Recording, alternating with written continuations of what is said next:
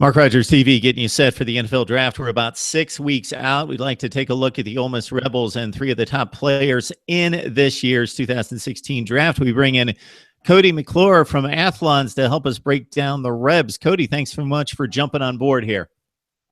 Good to be here, Mark. Thanks a lot for having me on. All right, so this is the big three from that huge 2013 Rebel recruiting class where they nabbed three #1 players at their positions, including the overall #1 Robert Nkemdiche, defensive tackle. And Cody, you know as well as I do, this is a guy that has been a very dominant at times. I don't know that his stock can be rated based on statistics. He had 7 tackles for loss, 3 sacks last year, but he's so double and triple team and was the focus of the game plan by most offenses that it's difficult to gather too much worth out of the stats. This is a guy that's just loaded with talent, maybe a few off-field issues, maybe a few performance issues on the field in regards to consistency. I think Robert Nkemdiche might be the most talented defensive line prospect in the draft. The off-field issues are really the concern with him. And, you know, with that, I mean, a lot of guys think that he could go as low as the second round, that he might not. I saw that Todd McShay earlier said that he may not even go in the first round. And some guys have him way down in the late 20s and 31, 32, maybe missing out on the first round. But honestly, with Nkemdiche, I think that if somebody takes a chance on him, I think he could surprise people and actually go higher than a lot of people expect. I really he's too talented. And if he gets those off-field issues cleaned up, then, I mean, he's got it all. He's got the lower body strength. He's got the elite speed of a pro defensive end. I think that he could surprise people and actually go a little higher in the first round than a lot of people think. I don't think he's a second round kind of guy. Yeah, Cody, I don't think there's any question that he's a top 10 pick if you just look at the measurables and his athleticism and talent. And it only takes one team, even if just about everybody is either marking him down or marking him off the board based on his off-field issues and trying to stay clear of him unless they get a real value. It only takes 1 out of 32 to say, hey, we're going to take a shot at this guy and give him the pick worthy of his talent. So it just takes 1.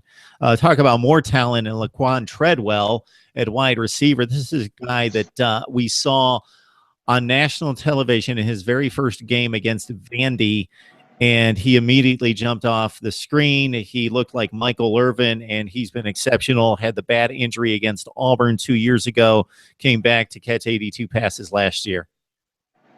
Yeah, Laquon Treadwell is actually still a little bit hampered by that injury, I think. And that's been, 17 months ago. It's been quite a while, but he ran today at Pro Day. He ran a 4.6 in the 40, and so he ran that twice for Ole Miss. He didn't run it at the combine, and really he hasn't been able to improve on his 40 time. But with that said, he's got what a lot of people call game speed, and Treadwell he admitted that himself. You know, he said maybe my 40 time's not as good as a lot of other guys, but I can play in a game. And you know, I mean, a lot of guys say that, but it's kind of that intangible thing, you know. Some guys are gamers and some guys aren't. So, and I think we've seen Treadwell enough to know that he's pretty much a gamer. So I still think he's the best receiver overall in the draft. I don't really care too much what his 40 time is. We've seen him against elite SEC competition, and we know what he can do. I'm right there with you, Cody. I could care less what he runs in the 40. I don't know that he was running a blazing 40 before the injury. He's going to be a guy that's going to win most of the 50-50 balls downfield. He's just got tremendous wingspan.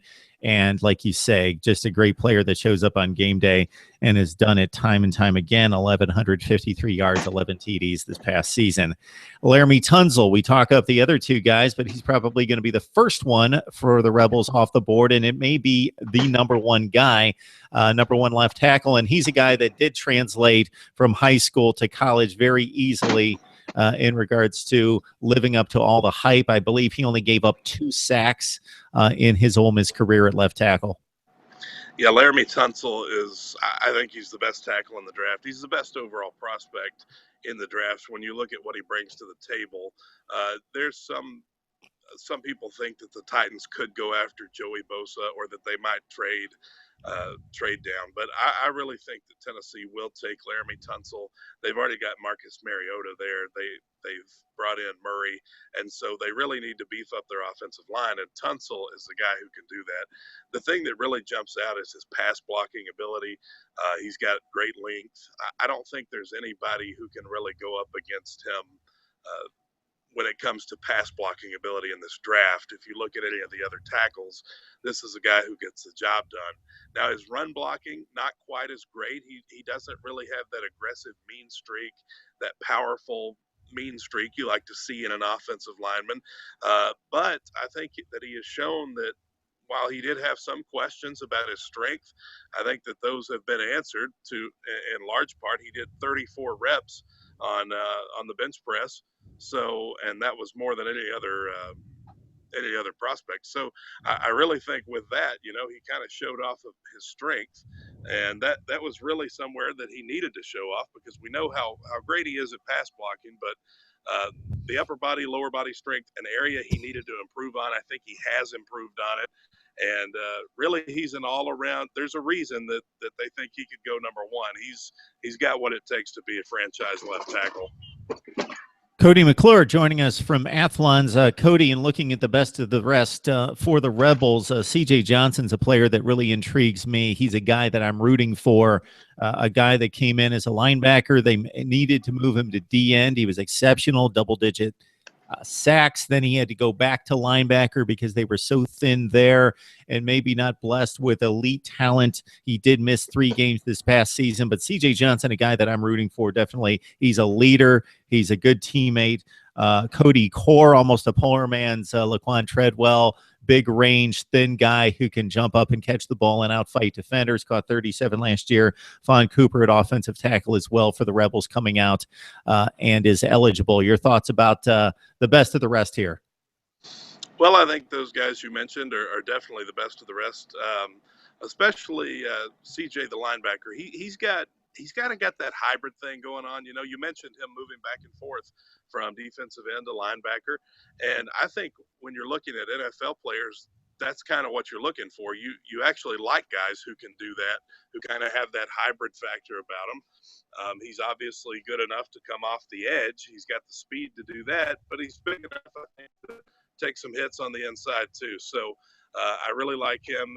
And the other wide receiver opposite of Treadwell that's coming out, he's really good too. I mean, Treadwell is obviously going to steal most of the spotlight in this draft class for Ole Miss. But I think that those guys you mentioned certainly also can go in the draft. They'll probably be 3rd or 4th day players for the most part. But I do think that especially those guys and maybe a couple others Ole Miss might sneak in there. They've all looked pretty good. I mean, these are guys that are coming off that 2013 draft class for Ole Miss, which was or the 2013 recruiting class, sorry, that was just exceptional. And so there's a lot of talent to go around. They're going to get quite a few guys drafted, I would think. And Cody, I think you bring up a good point in regards to what used to be considered a tweener when NFL teams were so locked into a 3-4 or a 4-3 scheme. Now with the offensive spreading the field, with a read option coming from college into the NFL game for many teams, it becomes versatility, and it almost becomes a positive rather than what it was termed in the past as a tweener. This guy's not a D lineman. He's not a linebacker. He's kind of lost and we can't use him. But now, hey, he can get out there and maybe cover a tight end or help you defend the read option. So Cody McClure joining us to help us break down the Ole Miss Rebels, joining us from Athlon's. Cody, we appreciate the breakdown, sir. Thanks a lot.